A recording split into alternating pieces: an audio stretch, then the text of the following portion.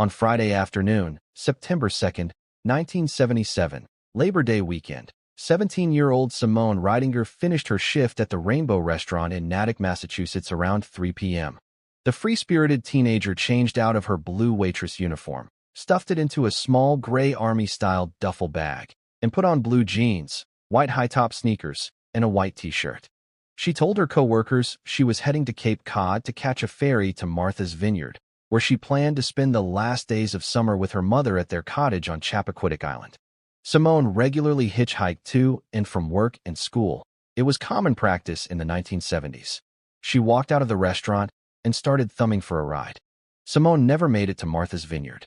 She has not been seen since. For 9 years, investigators had no leads.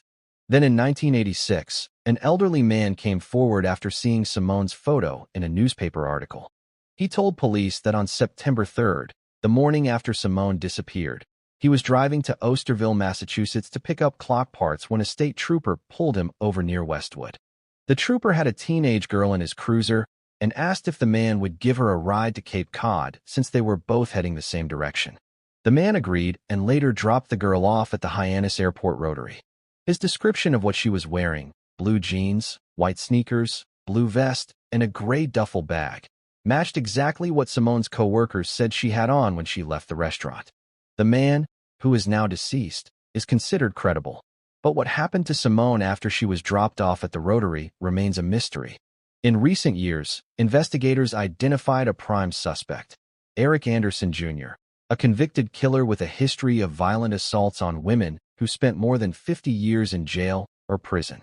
Anderson was known to frequent the Cape Cod area at the time of Simone's disappearance.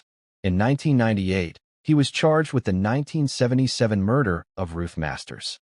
He died in prison in 2016. He was never convicted in any missing persons cases. Anderson is also suspected in the disappearance of Judith Blyler, who vanished just 2 weeks after Simone. Simone's case remains unsolved, and foul play is strongly suspected. On what would have been her 66th birthday, her family still hopes for answers. If you have any information about Simone Ridinger's disappearance, contact the Sherborne Police Department at 508-653-2424.